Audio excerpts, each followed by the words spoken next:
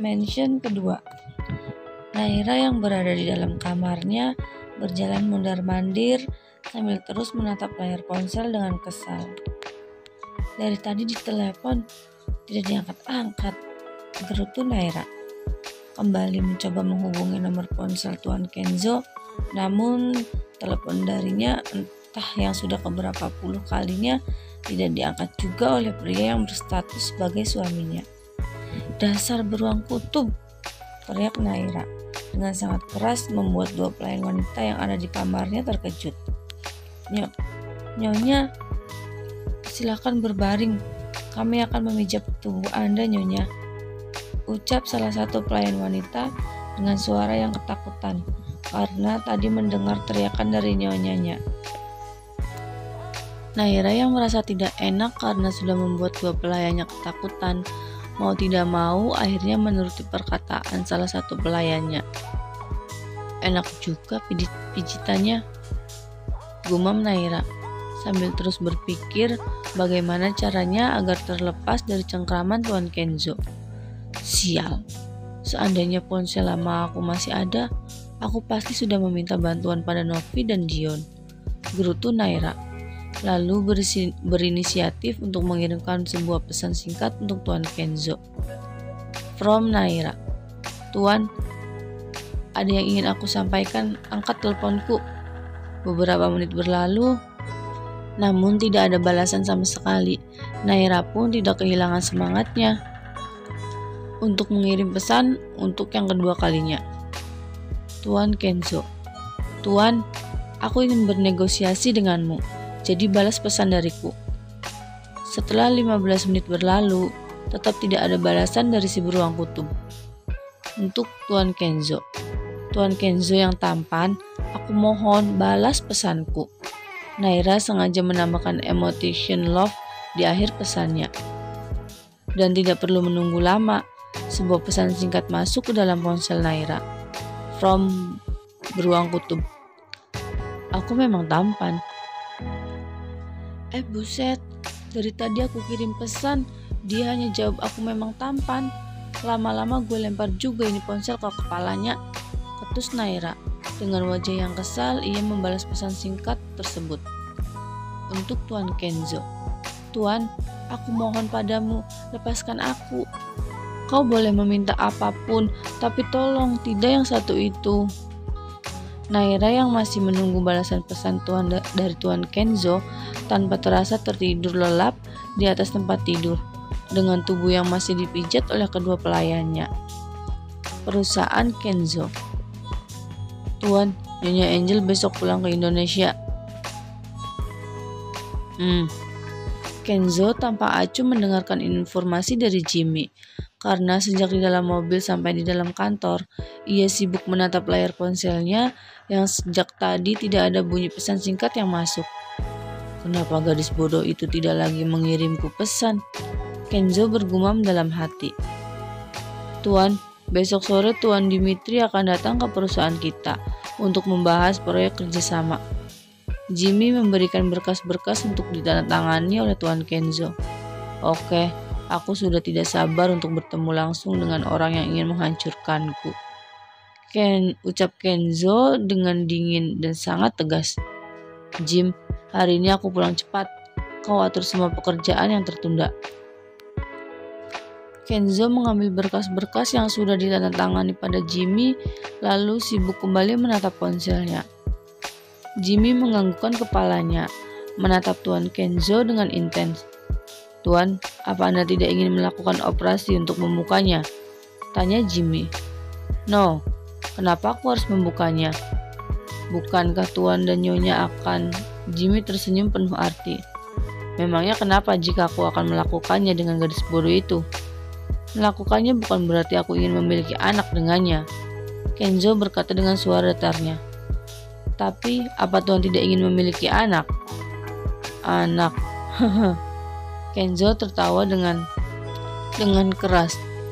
Aku hanya ingin mempunyai anak dari wanita yang sangat aku cintai. Wanita baik-baik yang akan menjadi seorang ibu yang baik bagi anak-anakku kelak. Itulah sebabnya selama ini Kenzo belum memiliki anak dari Angel.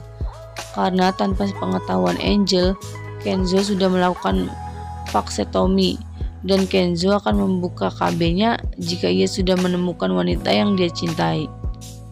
Dan satu lagi, aku tidak akan pernah menyentuh gadis bodoh itu. Perkataan aku tadi pagi hanya karena emosi saja. Kenzo tersenyum sinis. Tapi tadi Anda bilang ingin pulang cepat. Jimmy menautkan kedua alis matanya. Aku pulang cepat karena ingin menggodanya, sekaligus memberikan satu peringatan kecil pada gadis bodoh itu. Anda ingin menggodanya dan memberikan peringatan, tapi bagaimana jika Anda yang justru tergoda pada Nyonya Naira? Ucap Jimmy dengan telak. Jim, kau ingin mati? Bentak Kenzo. Mention kedua. Naira yang baru terbangun dari tidurnya melihat jam yang melingkar di pergelangan tangan miliknya. Ya ampun, sudah sore. Berapa jam aku tidur? Gumam Naira dengan wajah yang terkejut. Anda tertidur selama 2 jam, jawab salah satu pelayan, membuat Naira sangat terkejut. Kalian dari tadi masih di sini? Naira menatap kedua pelayan wanita yang ada di dalam kamarnya. Kami ditugaskan untuk menjaga, melayani, dan mempersiapkan penampilan Anda untuk malam ini. Aku sampai lupa. Malam ini, Naira langsung mengecap ponselnya, namun tidak ada pesan balasan dari Tuan Kenzo. Nyonya, sudah saatnya untuk membersihkan diri. Kami sudah menyiapkan air hangat untuk Anda. Salah satu pelayan mempersilahkan Nyonya Naira untuk masuk ke dalam bedroom. Dan seperti biasanya, Naira hanya bisa mengikuti semuanya dengan wajah yang gundah gulana. Kalian pergilah, kenapa masih di sini? Naira yang hendak melepaskan pakaiannya merasa heran karena dua pelayan itu tidak keluar dari bedroom. Kami akan membantu membersihkan tubuh Anda, Nyonya. Apa? Pekik Naira dengan wajah yang terkejut. Tidak perlu, aku bisa melakukannya sendiri. Tapi Nyonya, itu sudah tugas kami untuk melayani Anda. Sudah pergilah. Kalau kalian masih di sini, aku tidak mau membersihkan tubuhku. Ancam Naira. Baik Nyonya, kalau Anda membutuhkan sesuatu, kami ada di luar. Setelah para pelayan itu keluar dari dalam bedroom, Naira yang sudah berendam di dalam bathtub kemudian memikirkan bagaimana caranya agar lolos dari jeratan Tuan Kenzo. Ia tidak ingin keperawanannya diambil oleh si beruang kutub. Walaupun Tuan Kenzo sudah menjadi suaminya, tapi pernikahan mereka bukanlah pernikahan atas dasar saling mencintai. Pernikahan mereka hanyalah sebuah pernikahan kontrak. Apa ini? Naira yang sudah selesai membersihkan tubuhnya kini menatap sebuah pakaian yang sudah disediakan oleh pelayannya. Sebuah pakaian mini yang terlihat kekurangan bahan karena begitu tipis dan menerawang. Sekali tarikan saja sudah bisa dipastikan akan robek. Dan model pakaian ini sama persis dengan pakaian yang pernah dipakainya di saat malam setelah pernikahan dirinya dengan Tuan Kenzo. Aku tidak mau memakainya. Naira membuang pakaian tersebut di atas tempat tidur. Kami mohon Nyonya mau memakainya, karena ini perintah dari Tuan Kenzo. Pelayan itu mengambil kembali lingerie yang tadi dibuang oleh Nyonya Naira. Aku tidak mau memakainya. Naira menuju lemari pakaian ingin mengambil pakaian ganti miliknya. Nyonya, kami mohon Anda mau memakainya. Kalau tidak kami semua akan dipecat oleh Tuan Kenzo. Kedua pelayan langsung bersujud di kaki Nyonya Naira sambil menangis. Naira yang melihat kedua pelayan itu sambil menangis dan bersujud di kakinya mulai merasa bingung apa yang harus dilakukannya. Sementara itu di tempat yang lainnya, Kenzo yang berada di dalam mobil sudah sejak tadi senyum-senyum sendiri, membayangkan wajah Naira yang pucat dan ketakutan karena mengira akan bercinta dengannya. Cih, mana mungkin aku bercinta dengan gadis bodoh itu. Banyak wanita yang lebih cantik dan seksi yang bisa aku pilih untuk menemani tidurku, gumam Kenzo. Drrrt, drrrt. Kenzo menatap layar ponselnya yang berdering. Bagaimana Jim? Tuan Dion menolak menjual kafenya, sekalipun dengan harga yang sangat tinggi. Jimmy menjawab dari seberang sana. Jim, aku harus mendapatkan apa yang aku mau. Kenzo mengepalkan kedua tangannya. Baik tuan, ucap Jimmy. Satu lagi tuan, info yang aku dapatkan dari anak buahku.